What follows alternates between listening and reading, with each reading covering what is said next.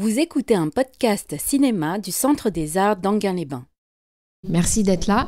Effectivement, ce film-ci, ça fait partie des premiers films de Frédéric Wiseman, qui, je le rappelle, est encore en activité à l'âge de 94 ans. Si vous avez peut-être vu Menu Plaisir, Les Trois Gros, l'année dernière, qui est sorti quasiment à Noël dernier. Donc une cinquantaine de films. Avant celui-ci, il a déjà traité de l'institution pénitentiaire psychiatrique avec ce film Titty Cut Follies, tourné en 67, qui est resté longtemps interdit. Donc au moment où il fait celui-ci, Titty Cut Follies est encore interdit. Il sera libéré plus de 20 ans plus tard. Il a aussi filmé déjà La Police avec Law and Order en 1969. Il a filmé, L'Hôpital dans Hospital. Donc vous remarquerez des titres très génériques comme ça. Et puis il a filmé L'Armée avec Basic Training, qu'il a filmé sur des nouvelles recrues de Fort Knox, et puis il a filmé Le Clergé dans un film, l'un de ses films assez rares et rarement vus, qui s'appelle Esséné, E2SENE, qu'il a tourné dans un monastère aux États-Unis, je me souviens plus dans quel état, mais qui est un film assez passionnant aussi. Donc vous voyez qu'il a déjà sillonné pas mal d'institutions, de rapports entre la loi et tout ce qui va à la contre. J'ai oublié de citer High School, que j'avais présenté ici il y a quelque temps, qui est son deuxième film. Et bizarrement, High School, avec ses lycéens plutôt dans un lycée de Pennsylvanie tout à fait bon teint, m'ont fait penser aux jeunes gens qu'on va retrouver ce soir dans Juvenile Court, donc le tribunal pour enfants de Memphis, dans le Tennessee. Memphis, qui était une ville à 40%, démographiquement à 40% noirs, qui aujourd'hui c'est plutôt inversé, c'est plutôt 60% de noirs, et qui était aussi la ville où a été assassiné Martin Luther King en 68. Alors là, le film a été tourné en février et mars 1972. Il est monté en pleine affaire du Watergate. Je vous dis ça parce que au cœur du cinéma de Wiseman, il y a la possibilité aux États-Unis, il y a le fameux premier amendement qui fait que l'accès à l'information est beaucoup plus ouvert et prévu par la loi qu'en France, par exemple, ce qui fait qu'il peut tourner dans un tribunal sans faire des acrobaties comme le fera plus tard Raymond Depardon quand il obtiendra une autorisation exceptionnelle de tourner, par exemple, Délit flagrant au début des années 90, avec sa caméra obligatoirement fixe dans le bureau du procureur. Donc voilà, c'est la première fois que Wiseman fait un film long, de plus de 2h20. Donc je resterai, je vous le promets, très concise après dans le petit échange qu'on aura après. Mais c'est quand même une première pour Wiseman de prendre ce temps, et il y a une justification, c'est pas gratuit. Le temps de métrage chez Wiseman, il ira jusqu'à des durées 6 heures, hein, donc là ça va. Et c'est aussi la première fois et quasiment la seule où il va utiliser 2 caméras au lieu d'une, c'est-à-dire une consacrée principalement au juge, le juge Turner que vous allez voir dans le film, et l'autre beaucoup plus mobile. Il ne renouvellera cela que quand il fera Ballet en 1995 sur une comédie de danse pour des raisons évidentes de captation.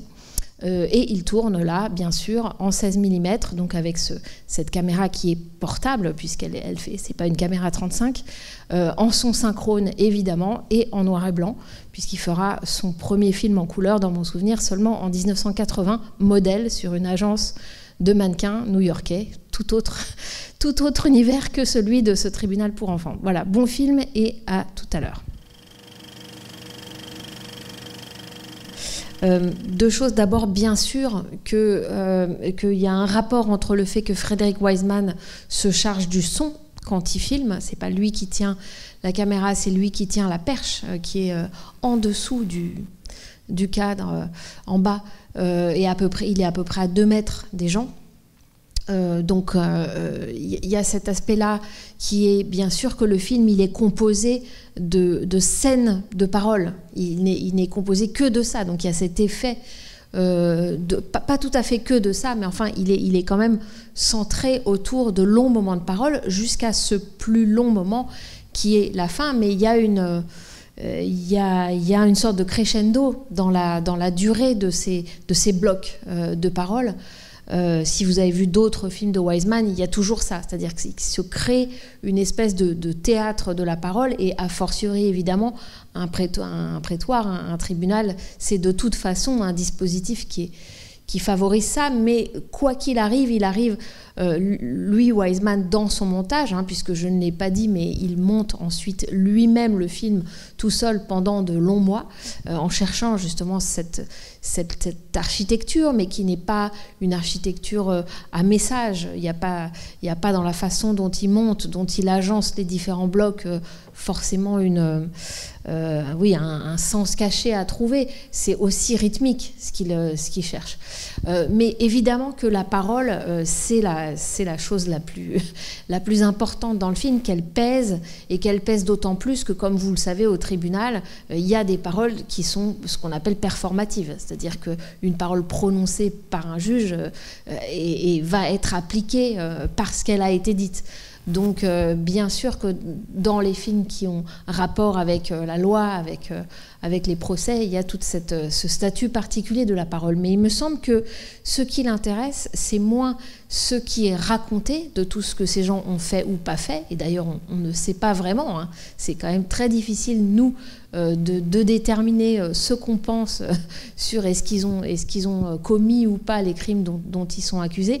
Mais on voit bien que ce qui l'intéresse, c'est au présent, justement, comment, dans le présent du plan, avec cette patience qu'il faut aussi pour être là, rester là, changer les magasins de pellicules, parce qu'on peut rater quelque chose qui est dit entre deux bobines, comment c'est raconté dans le présent du tribunal, et non pas suivre toute une enquête, ou à tel point qu'il y a cette scène un peu absurde où, puisque les officiers qui étaient transformés en usagers, qui étaient déguisés en usagers pour acheter les pilules de LSD et donc arrêter l'un des accusés, comme ils ne sont pas là physiquement pour témoigner, alors c'est considéré comme une absence de preuve.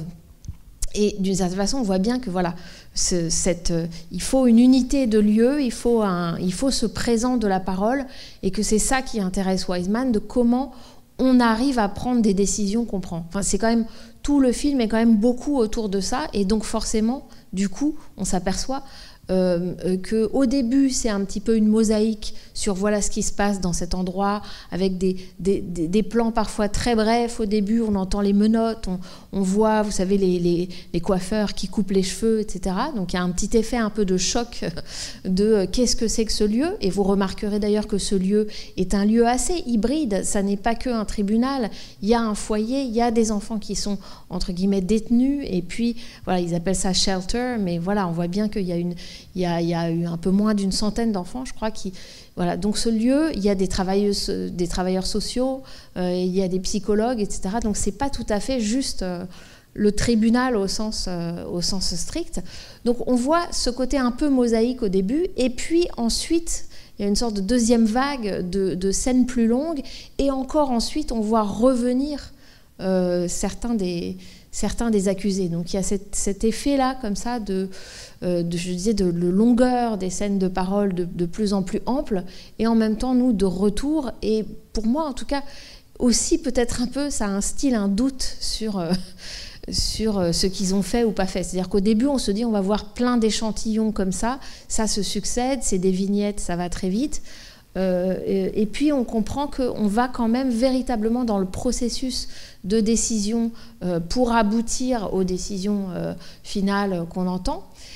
Et donc on est quand même très proche de ce juge qui, là, non seulement, ça, je vous l'ai dit, à cause du premier amendement, il a le droit de filmer tout ce qui est public. En tant que citoyen, il y a une espèce de droit à la transparence du fonctionnement des services publics, mais en plus, ce juge lui permet de rentrer dans son bureau, lui permet d'assister quand l'audience est à huis clos, et ça, il n'était pas obligé. Donc on voit bien que le juge a une certaine idée du droit et aussi il accepte véritablement tout le projet de Frederick Wiseman. Ce que je n'ai pas dit, c'est que Wiseman a une formation de juriste.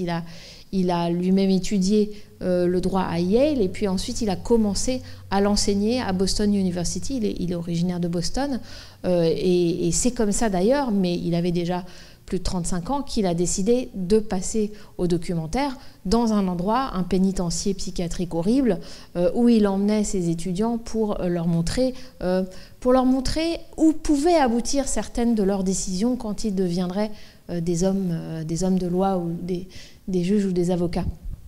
Donc il a toute une culture juridique, même si ensuite il dit qu'il n'a pas du tout aimé être professeur de droit, etc.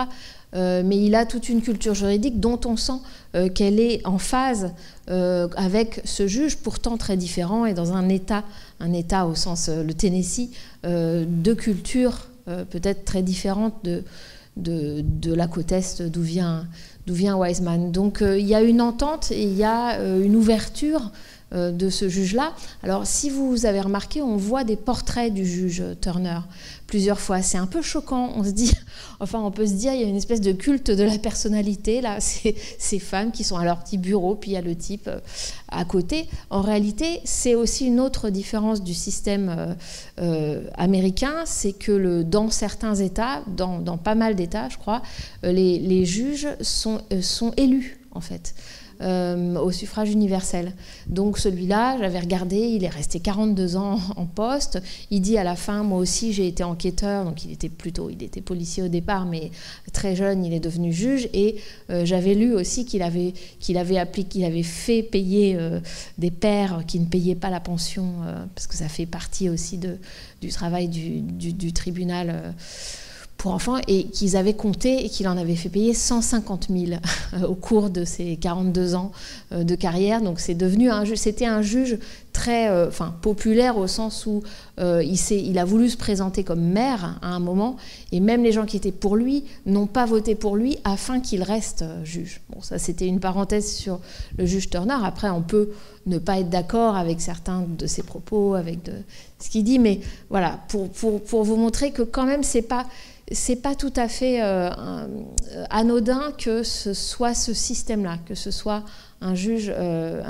élu, parce que vous voyez aussi autre très grosse différence, que c'est l'empire de la négociation, d'une certaine façon. C'est ça aussi qui intéresse Wiseman. Si vous avez vu High School, film beaucoup plus court, mais de 1968, je crois que vous étiez là, il me semble, mais il n'y a que des négociations, même avec le CPE, comment on appelle ça, le surveillant général dans le lycée.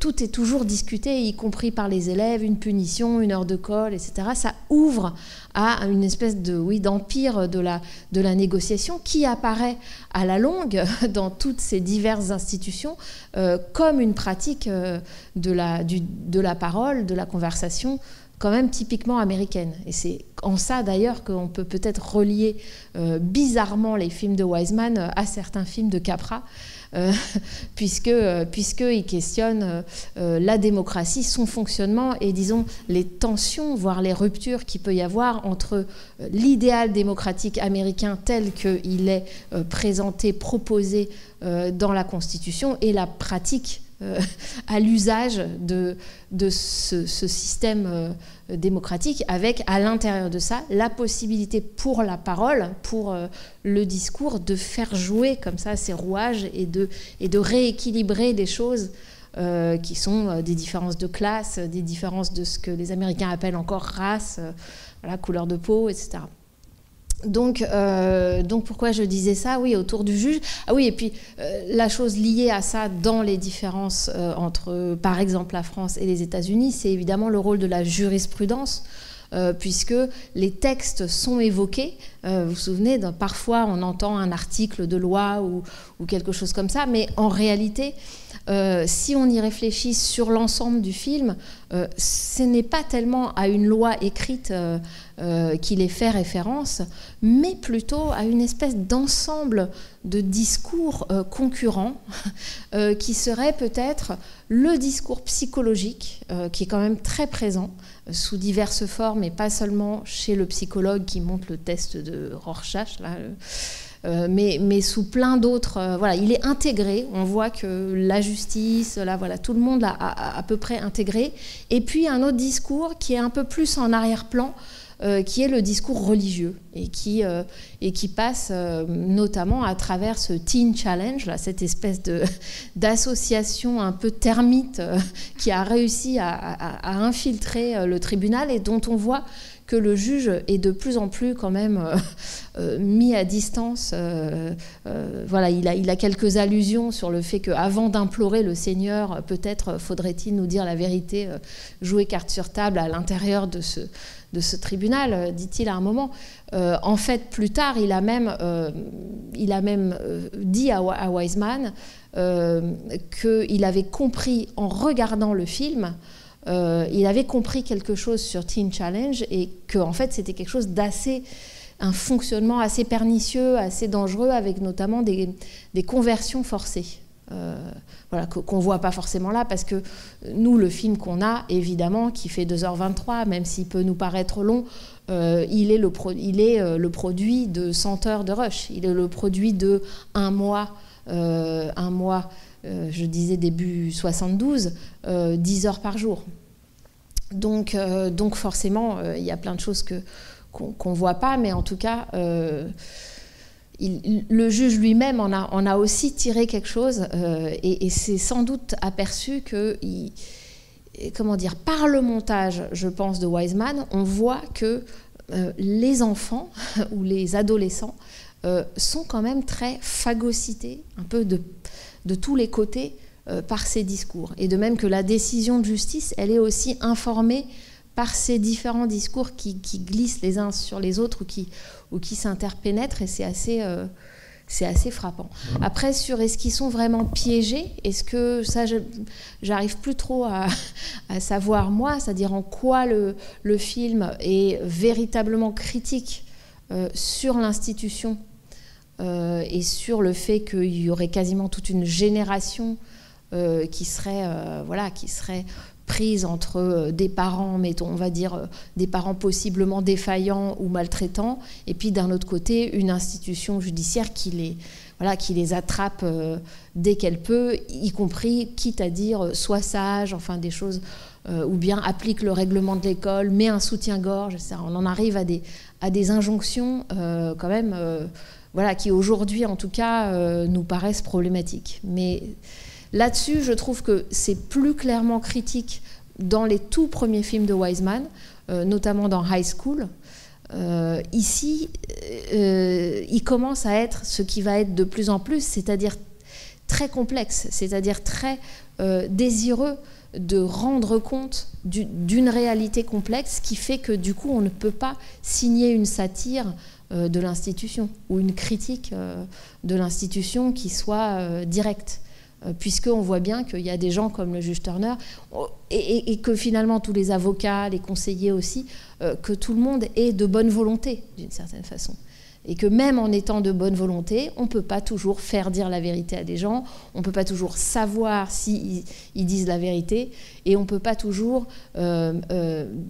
aboutir à des verdicts qui soient heureux, parce que la fin, elle est terrible.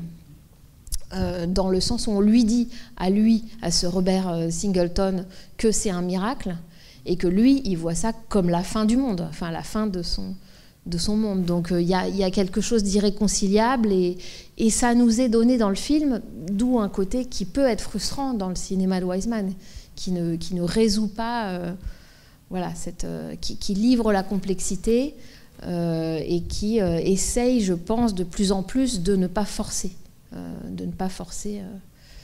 Une sorte de jugement moral ou de décision critique directe. Mais... Oui, comme vous le disiez, Charlotte, tout à l'heure, ce qui est intéressant, alors certaines fois, les remarques à travers les discours du juge et autres, il y a un côté un petit peu normalisateur quand même. On sent bien qu'il faut que les gens soient les jeunes soient dans le bon rang tout de suite, hein, même pour l'avenir, hein, si on regarde, et puis pour la participation à la société américaine.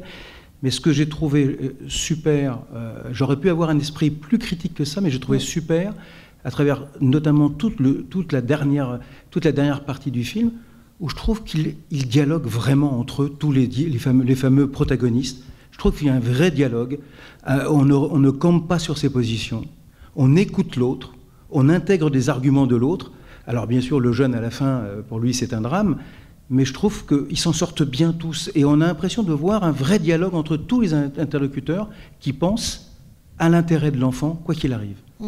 Et il n'est pas impossible qu'ils agissent comme cela, au fond parce qu'ils sont filmés, mais ça n'est pas un problème en soi, c'est-à-dire que il me semble que alors ça je ne vais pas prêter des intentions à Wiseman, mais le projet de son cinéma, quand on a vu beaucoup de ses films, on peut arriver à le déduire, ce n'est pas tant que les gens soient absolument comme si la caméra n'avait jamais été là, mais plutôt qu'ils fassent leur travail, qu'ils se conduisent comme ils pensent qu'ils doivent se conduire, et non pas, disons, l'espoir, comme documentariste, de capter un dérapage, par exemple, une bavure, quelqu'un qui ferait un lapsus, qui se comporterait de manière horrible, et donc où on verrait enfin la vérité de la cruauté, de la justice, etc.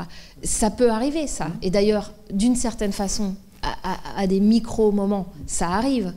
Même finalement, il y a quelque chose de très malaisant quand le juge, au début, regarde toutes les photos de l'enfant battu, qui est vraiment un tout petit enfant, et dit vraiment c'est pas beau, etc. Et puis au cours de la discussion, à la fin, il dit quand même bon, on va dire que pour cette fois, il peut rentrer chez lui, le beau-père, etc. Enfin, c'est quand même voilà.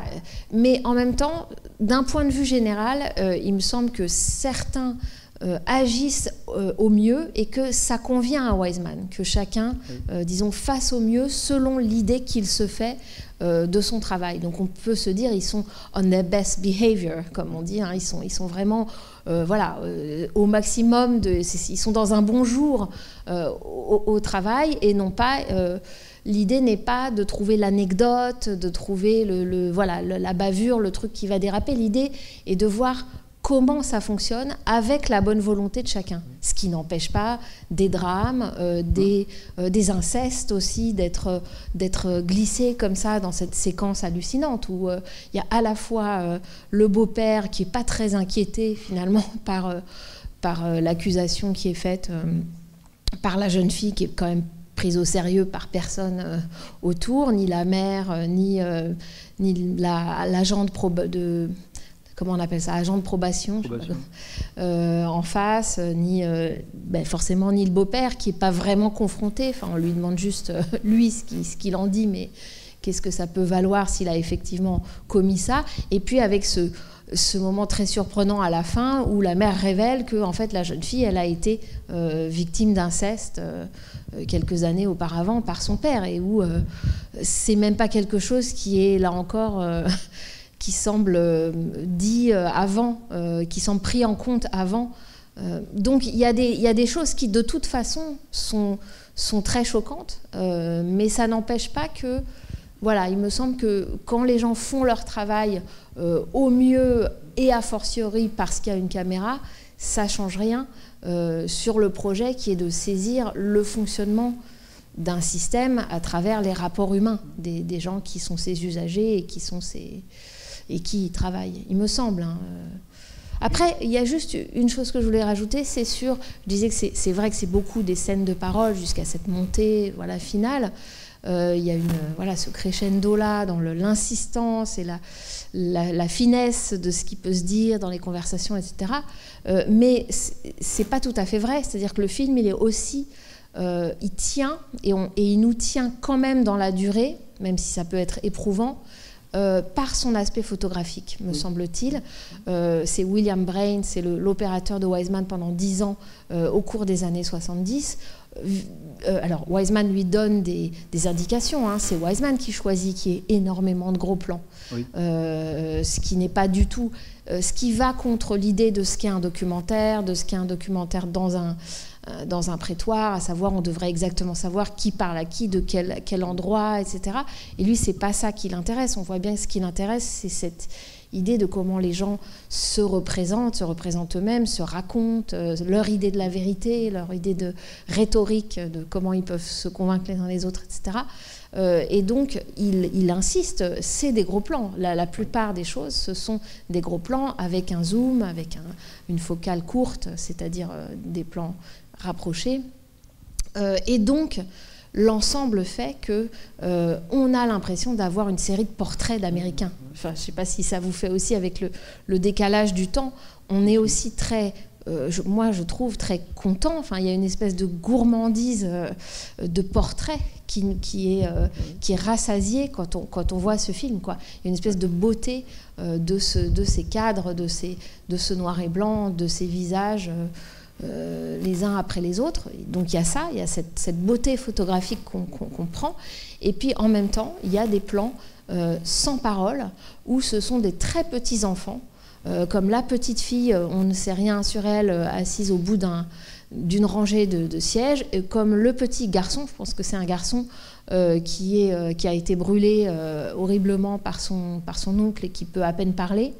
Voilà, il y a ce monde-là aussi qui est infralangagier, disons, et qui est à l'intérieur de ce temple de la parole où tous les adultes ont tous les codes et où ils conversent entre eux du destin des petits-enfants. Et puis la petite fille, par exemple, qui a peut-être été molestée par le jeune garçon, par l'adolescent Tommy, qui ne dit rien, qui est là, qui entend tout ce qui se dit... sur elle, etc., et dont on se dit elle sait à peine parler. Enfin, voilà. Donc je trouve que le film montre aussi ça, montre aussi qu'il y a des régimes de discours forcément très différents principalement là, entre les adultes et les enfants, mais aussi entre des gens d'origine sociale modeste qui ont déjà eu affaire 36 fois, comme cette mère, avec les services sociaux et avec le tribunal.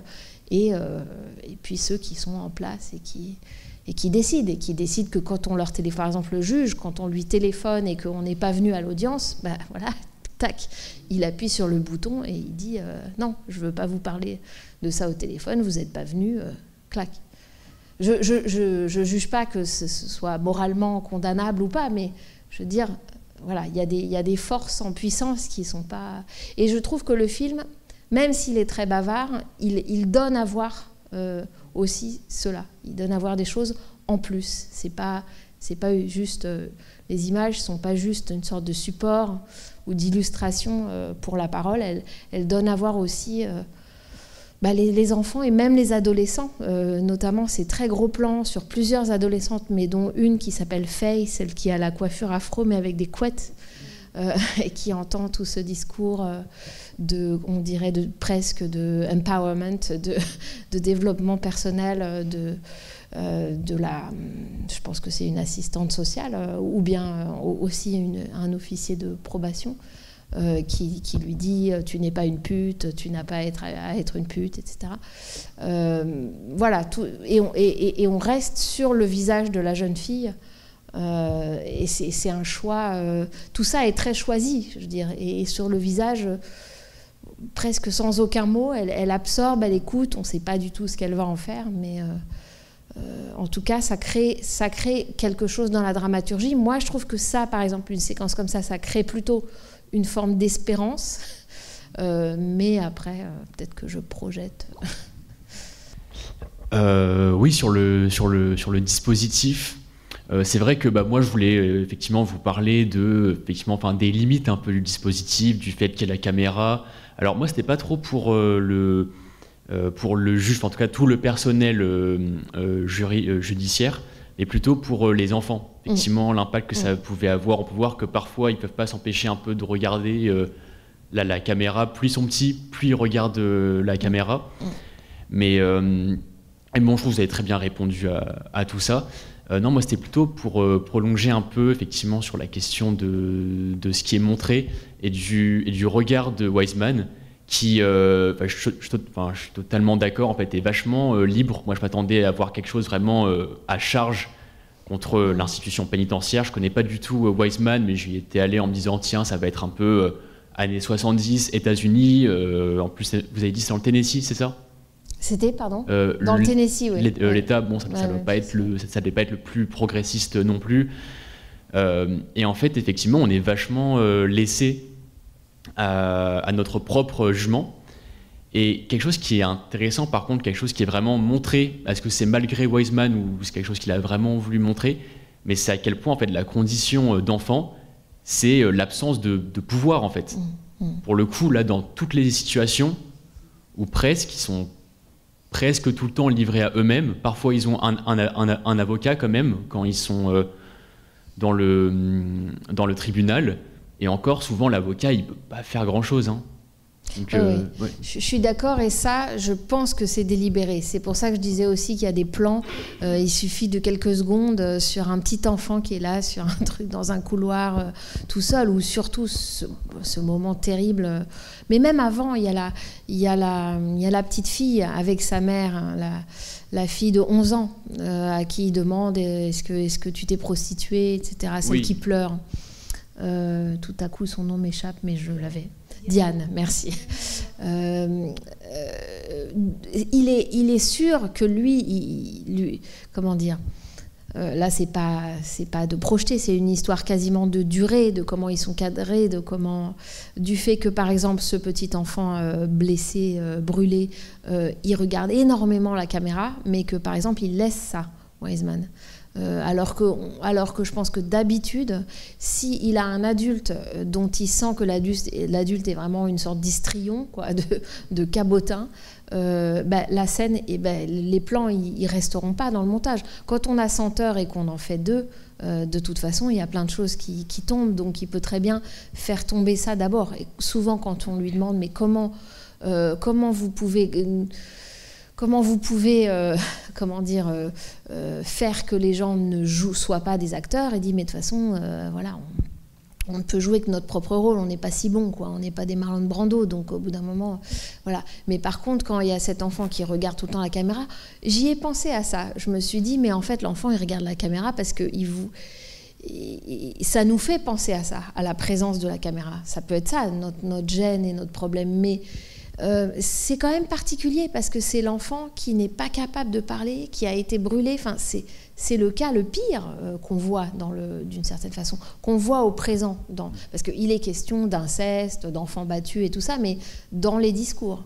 Là, son corps et son incapacité à prononcer les mots parlent d'eux-mêmes. Donc, je pense que c'est une scène un peu apax, un peu hors... et donc ces regards caméra, ils sont aussi entre ça et la petite fille qui est sur les genoux de sa mère, mais sinon c'est tout. Et donc il les garde aussi, je pense, pour quelque chose. Je suis d'accord qu'il y a quelque chose qui perfore, qui oblitère un peu le quatrième mur avec ces enfants qui ne parlent pas. Et c'est vrai qu'on se dit quand même ça, que la condition des enfants, c'est une condition privée de capacité d'argumenter. Après, ils peuvent avoir fait des choses, mais en tout cas, souvent, on les leur a faites d'abord. Et même ce Tommy, là, ce fameux Tommy... dont il est question quand même très longuement, hein, puisqu'il y a des blocs, il y a lui, puis ensuite il y a toute l'histoire de la mère. Alors ça, les gens ont cherché si finalement, qu'est-ce qui s'était passé avec le détecteur de mensonges après. Est-ce que vous voulez que je dise ou pas? Oui, carrément. Oui. Parce que c'est pas le genre de Wiseman de suivre les affaires après, quoi. Il y a une espèce d'unité du tournage qui fait que c'est quand même très resserré le tournage. Et là, ce qui était satisfaisant pour lui, c'est que dans le tribunal, c'est qu'on a la progression. On a quand même les choses, on a le verdict, etc. Donc c'est plutôt satisfaisant de ce point de vue-là. Mais pour Tommy, c'était pas le cas. Et en fait, 15 jours après être parti, après la fin du tournage, je ne sais pas si c'est le juge ou quelqu'un d'autre qui lui a dit à Wiseman qu'en fait, il n'avait pas subi le détecteur de mensonges parce que la veille, il avait avoué. La veille de... Ouais. Donc voilà, c'est encore plus vertigineux d'une certaine façon. En même temps, je trouve qu'il y avait déjà un aspect vertigineux dans... pas tellement tout le récit de la mère, même si moi j'adore voir les housewives des années 70, leur choucroute et leur truc, et leur façon dont elles parlent du fait d'être mère. Enfin, c'est très touchant. Enfin, elle s'exprime très très bien, cette mère.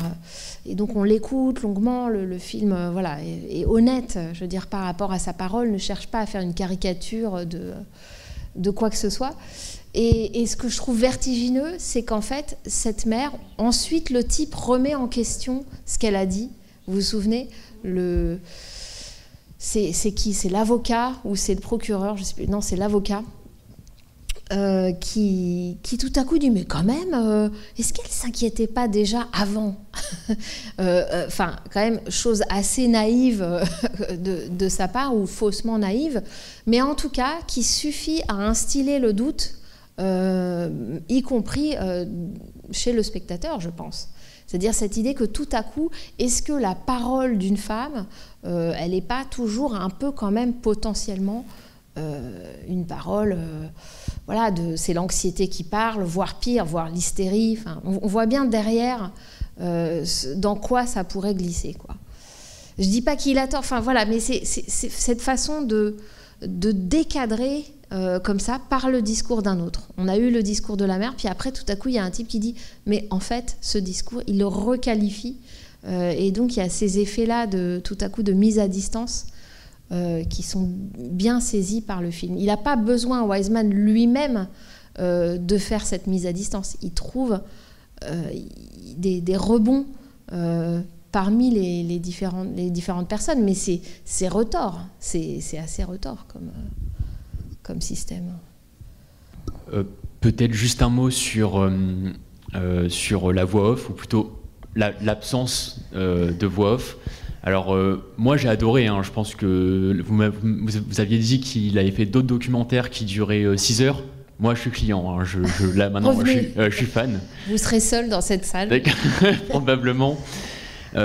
Mais effectivement, j'ai trouvé ça génial parce que souvent dans les documentaires, j'ai l'impression que la voix off se superpose à ce qu'on voit, voire dans les pires des cas, piétine un peu ce qu'on peut voir, alors que là on est laissé un peu juge de ce qu'on peut voir. Mais du coup, j'étais juste curieux de savoir ce que vous en pensiez, vous, du dispositif, de l'absence de voix off, tout ça. Moi, je lui ai posé la question de ça, parce que c'est l'une de ces marques de fabrique que dans ces presque 50 films, de ne pas mettre ni voix off, ni entretien, ni carton qui explique qui est qui, etc. Donc évidemment, tout passe par le montage. Bon, passe par l'intelligence du spectateur, la confiance dans l'intelligence du spectateur, mais aussi du coup le temps. C'est aussi ça qui prend du temps en fait. C'est de nous laisser voir qui est qui dans une situation, qui se positionne comment, etc.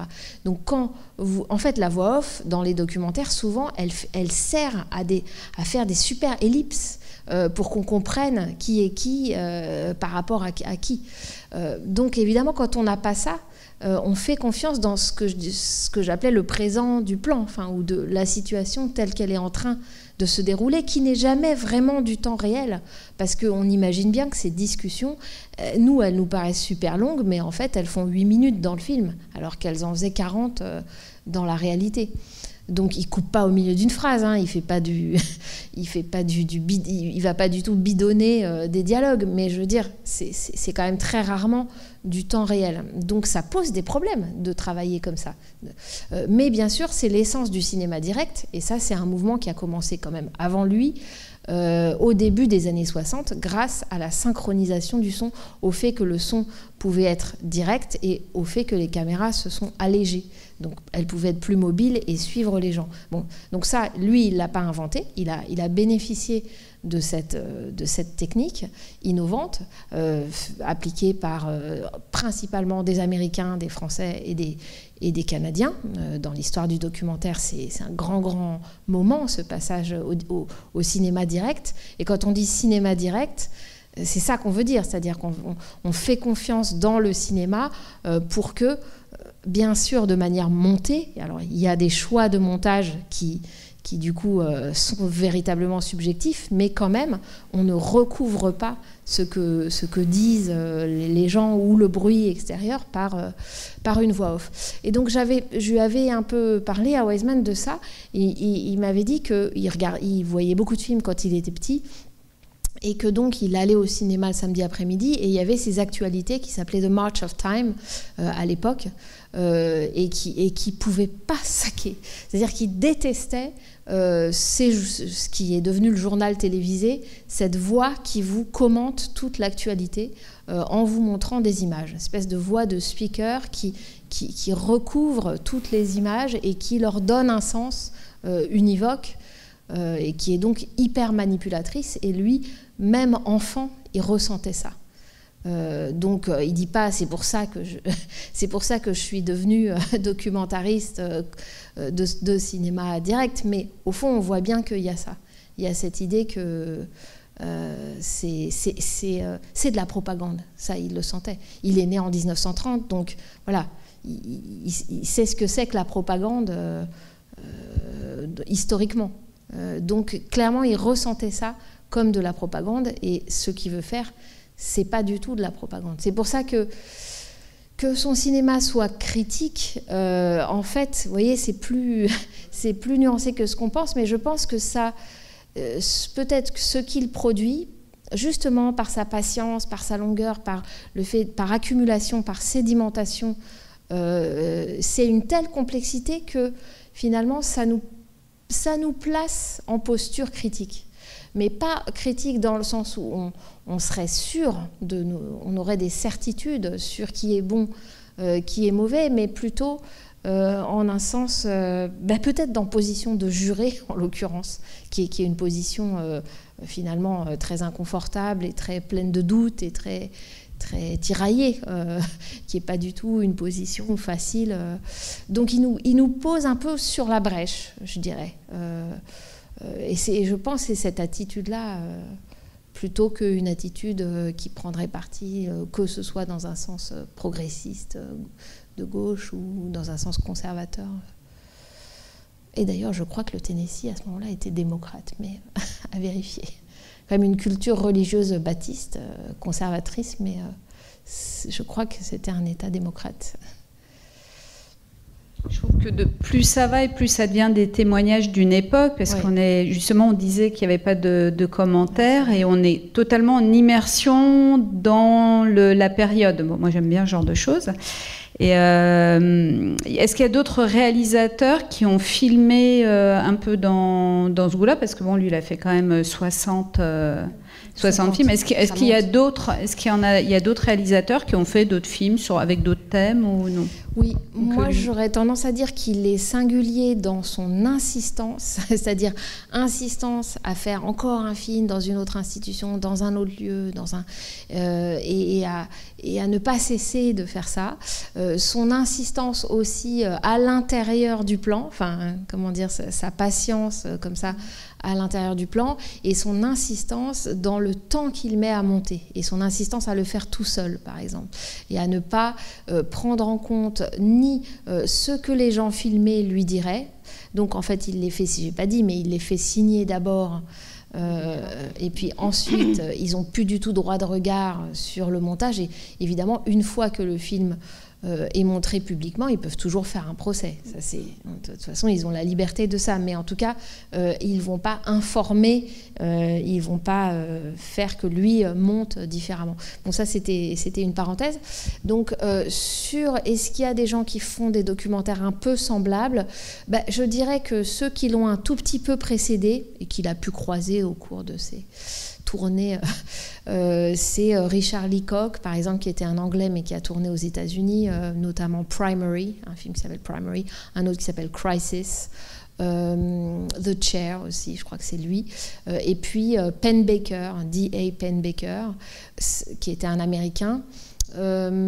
Voilà, c'est des gens qui ont filmé l'Amérique, qui ont filmé... Alors la différence, et puis un autre, ah oui, j'avais fait une masterclass avec lui, il est mort peu après, mais qui est aussi de cette génération, c'est Maysles. David Maysles, qui travaillait avec son frère, pareil, de cette manière, c'est-à-dire, alors eux, souvent, ils tenaient la caméra. Donc, il y a vraiment ce côté immersif, de suivre les gens, et puis on est dans les années 60, 70. Mais la différence avec Wiseman, c'est que souvent, les noms que je vous ai cités, ils suivent des gens connus, en fait. Donc Primary, ça a été un documentaire très important, je crois que ça date de 60. Ça suit Kennedy avant qu'il soit élu. Ça suit Kennedy en campagne de la primaire des démocrates avant l'élection. Voilà, d'autres choses. C'est des documentaires, vraiment, je vous les recommande. Il y en a un des frères Maysles sur, par exemple, Truman Capote. Voilà. Mais c'est pas sûr dans le sens où ce serait un portrait d'écrivain. C'est toujours... Ça donne toujours cette force du présent, de quelque chose qui se passe au moment où la caméra est là. Donc il y a cette texture qu'on aime bien voir, et puis les États-Unis et tout ça. Mais la différence, c'est qu'eux s'intéressent souvent à des gens connus. Enfin, il y a presque un côté un peu sensationnaliste et de... Voilà, les stars, quoi. On a beau dire, c'est pas du tout formaté comme ça, c'est pas... Mais en réalité, ce qui change avec Wiseman, et il le dit lui-même, c'est que lui, c'est le quotidien, c'est tout le monde. D'ailleurs, il appelle ses films Wiseman des fictions de la réalité. Voilà. Donc, il voit dans le quotidien et dans le réel, une dramaturgie. Sauf que cette dramaturgie, parfois elle arrive en direct quand il est en train de l'enregistrer, parfois il la trouve à force au montage de réfléchir sur ce qu'il a filmé. Ça, c'est quand même singulier. Je ne vois pas qui...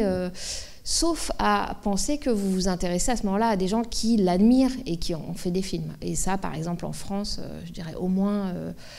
Nicolas Philibert et Claire Simon, je ne sais pas s'ils s'en réclament, mais en tout cas, ils sont des grands admirateurs de son travail. Ce qui ne les empêche pas parfois de faire des entretiens face caméra. Enfin, bon, voilà, ils ont une liberté par rapport à ça, mais ils gardent comme horizon la pratique de Wiseman dans l'idée qu'un film documentaire, ce n'est pas une adresse directe au spectateur. C'est pas quelqu'un qui filme, qui va dire quelque chose au spectateur, mais que d'abord il est dans la vie et qu'il essaye de capter quelque chose de ce tissu, quoi, de ce magma. Alors ça réussit ou ça réussit pas, mais et je pense que Wiseman, il n'y a pas eu quelqu'un qui réussit comme ça. Et moi, j'ai remarqué là dans les films que j'ai vus, il a le don de trouver des gens qui ont un certain charisme. Chacun des personnages, finalement, dans sa façon de parler. Moi, j'étais très étonnée des tons des voix qui étaient très... entre cette jeune fille, la blonde, qui devait être... Alors, je ne sais pas si elle était assistante, qui parlait très calmement, mais qui faisait passer quand même des messages. Mais la voix qui était toujours basse, et tout le monde qui avait la voix basse autour. L'autre femme qui, elle, au contraire, allait plutôt haranguer la jeune fille pour lui dire voilà ce que tu dois faire de ta vie. Et chaque personne, on a l'impression, sans les chercher, il a trouvé des voix, des physiques, et on retrouve un peu ça dans tous les documentaires. Enfin, là, les 3 qu'on a vus, il y a des personnages comme ça qui ressortent, qui ont un charisme génial, quoi, pour des oui, parce des que je crois que vous avez raison que en fait, je disais c'est lui qui fait le son. En fait, c'est à l'oreille aussi au sens esthétique et visuel. C'est-à-dire qu'il se gêne pas pour finalement s'intéresser, se focaliser sur les gens qui l'intéressent de ce point de vue-là. C'est-à-dire à la fois physique, visuel et dans la variété des voix. Je pense qu'il y a ça. C'est-à-dire qu'il y a l'idée que le cinéma, et surtout si on considère ces films comme un seul grand film, disons en tout cas ces films américains comme une espèce de seule immense toile fresque, c'est aussi ça, c'est comme un imagier. Donc il y a ce plaisir de la variété et de gens qui ne représentent pas quelque chose, mais qui en fait sont quand même suffisamment différents les uns des autres pour être remarquables. Je pense que je disais gourmandise, mais c'est pas le mot. Enfin, vous voyez, il a ce côté musical, ce côté, c'est pas anodin, c'est pas inconscient, disons, de sa part, quoi. Il y a même un moment dans le tribunal, pendant qu'il y a un des adolescents qui parle, on voit des portraits des gens. C'est marrant, plein milieu. Comme moi, ça m'a marqué cette image. On voit chaque personne présente dans l'assistance, et hop, pendant que Claude parle, on entend toujours le discours, mais il s'arrête sur chaque visage, et elle était très jolie, cette scène. Oui, ça c'est ce qu'il appelle c'est ce qu'il s'appelle, mais qu'il appelle lui-même des plans de coupe. Donc très très souvent, donc lui il est au son, et puis il demande à son caméraman de filmer un tel. D'abord parce que ça permet quand même que le discours soit pas juste fixé, on soit pas juste fixé sur la personne qui parle, mais aussi parce que la façon dont les gens écoutent, c'est quelque chose qui est aussi important que ce qui est dit. Et ça, il s'en sert énormément, notamment justement dans High School, où en fait les adolescents sont énormément en situation d'écoute. En fait, jusqu'à la terminale, on est bloqué dans une salle à ne rien dire et à se faire déverser de la parole dessus par les enseignants. Et donc, en fait, il filme beaucoup ça. Et là aussi, on voit qu'il aime ça. Et je pense qu'en plus, comme par hasard, là, la scène dont vous parlez, je crois, enfin, il y en a plusieurs, mais à la fin, il y en a une dans l'auditoire, des gens avec les étiquettes et leurs noms.